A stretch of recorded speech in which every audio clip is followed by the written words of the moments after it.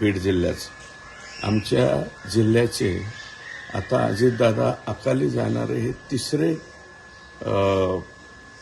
पालकमंत्री झाले. ही अशी माणसं इतक्या लवकर जायला नको होती. यांच्या जाण्यामुळं प्रचंड समाजाची हानी त्या ठिकाणी झालेली आहे.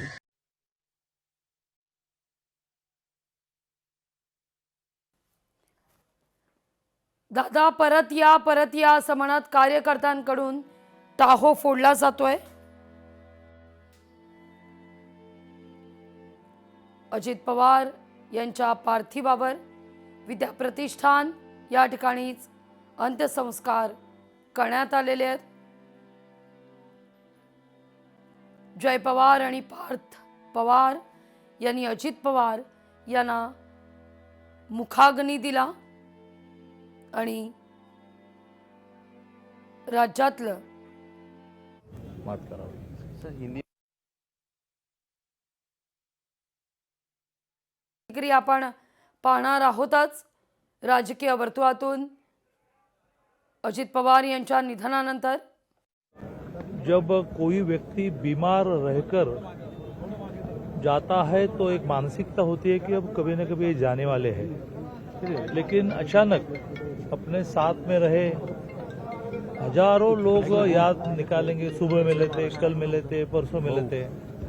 ऐसे में जब व्यक्ति जाता है तो उस हादसे से बाहर निकलने में समझ आता है. सचिन महाराष्ट्र में इनके जाने के कारण जो वैक्यूम हुआ उसको फिलअप करने में बहुत समझ आएगा. Sunil sir thank you.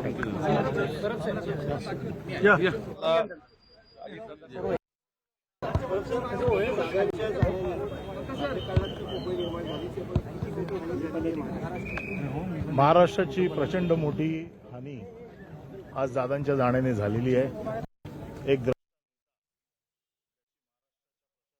पक्की पकड होती. लोकांसाठी सतत झडणारा, प्रसंगी कठोर, प्रसंगी अतिशय हळवा असा नेता आज आपण गमावलेला आहे. आम्ही शिवसेनेच्या वतीने, उद्धव बाळासाहेब ठाकरे पक्षाच्या वतीने दादांना श्रद्धांजली अर्पण करण्यासाठी आलोय. आणि ही पोकळी न भरून येणारी पोकळी आहे. याला काळ हेच उत्तर आहे. परंतु मोठ्या प्रमाणात महाराष्ट्राचं नुकसान झालेलं आहे. ईश्वर सर्व राजकीय पक्षांना त्यांच्या ही ताकद देऊ की हे नुकसान न भरून येणारं नुकसान हळूहळू का होईना त्यावरती सगळ्यांनी मात करावी. सर हिंदी में जानना चाहेंगे, आज अजीत दादा हमारे बीच नहीं है, कितना बड़ा महाराष्ट्र के लिए नुकसान है? महाराष्ट्र के राजकारण में बड़ी हानि हुई है, जिसको महाराष्ट्र अच्छी तरह से मालूम था. प्रशासन के ऊपर जिनकी अच्छी पकड़ थी वो नेता आज हमारे बीच में नहीं रहे हैं. मैं शिवसेना की उद्धव बाळासाहेब ठाकरे गठ की तरफ से हम सभी, मैं सुनील प्रभु, सचिन अहिर, बाबाजी काळे, संजय पाटिल, हम सभी आज श्रद्धांजलि देने के लिए आए हैं. परब यांनी ही भावनिक अशी प्रतिक्रिया दिलेली आहे. अजित पवार हे एक असं खरं तर नेतृत्व होतं. कधी काळी कठोर तर कधी त्यांनी नरमाईची भूमिका घेतलेली आहे. उभ्या आडव्या महाराष्ट्राचं बृहन्मुंबईपासून सगळ्या महानगरांचं, महापालिकांचं, नगरपालिका, पंचायत समिती, ग्रामपंचायतपर्यंत थेट आकलन असणारं आणि 288 जागा विधानसभेच्या आणि 48 जागांच्या संदर्भामध्ये सगळी ब्ल्यूप्रिंट तयार असणारं एक अत्यंत जागृत आणि दृष्ट स्वरूपाचं जे नेतृत्व होतं, त्यांची दृष्टी ही फार मोठी होती. असं एक नेतृत्व जाणं म्हणजे उभ्या महाराष्ट्राची ही हानी आहे. कधीही भरून न निघणारी अशा स्वरूपाची एक हानी आहे.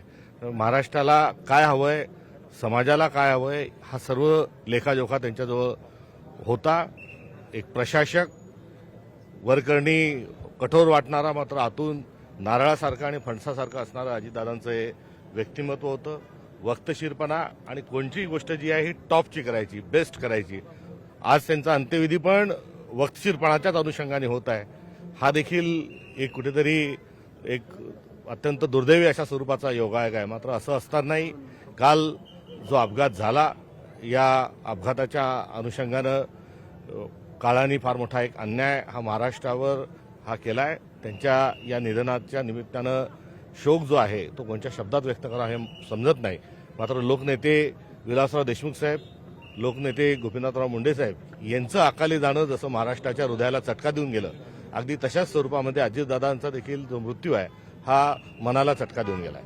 हिंदी अजितदादा ये पैन महाराष्ट्र के एक ऐसे एम्बेसडर थे, ऐसे नेता थे कि उनके पास महाराष्ट्र की सभी समस्या और उसके हल और उसको साध्य करने का, सुलझाने का जो रास्ता है वो रास्ता उनके दृष्टिपथ में था और उस रास्ते पे चलने के लिए कर्मठता भी उनके पास थी.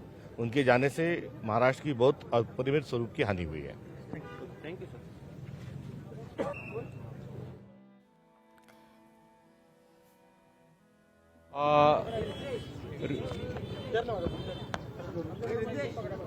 रिपब्लिकन पार्टी ऑफ इंडिया आणि राष्ट्रवादी काँग्रेस पक्ष तसंच काँग्रेस पक्ष आम्ही महाविकास आघाडीमध्ये अनेक वर्षापासून आहोत. त्यामुळे अजितदादा आणि आमचे प्रचार नेहमी व्हायच्या, सभा नेहमी व्हायच्या. 2012ची जी स्थानिक स्वराज्य संस्थेची निवडणूक झाली त्या निवडणुकीमध्ये केवळ राष्ट्रवादी काँग्रेस आणि रिपब्लिकन पार्टीची युती झाली होती, काँग्रेस वेगळी लढली होती.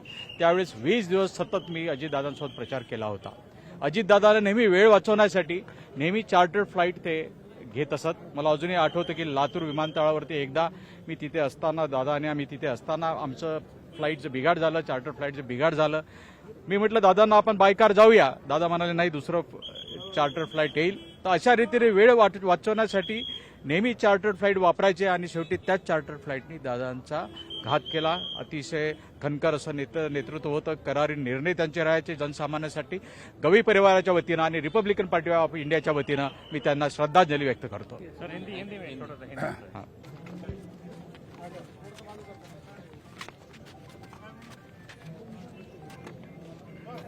तर या ठिकाणी आपण ही दृश्य पाहतोय विद्याप्रतिष्ठान मैदानातील. अनेक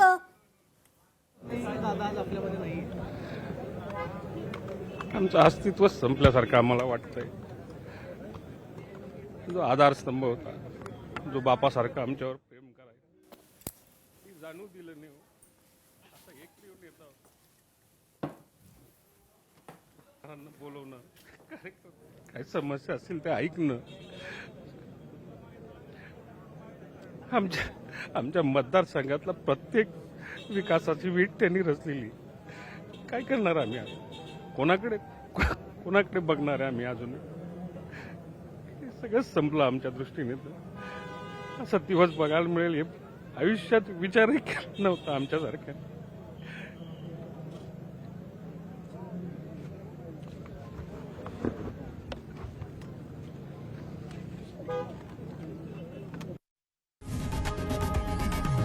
लोकशाही मराठी ऐका, पहा, जागरूक रहा.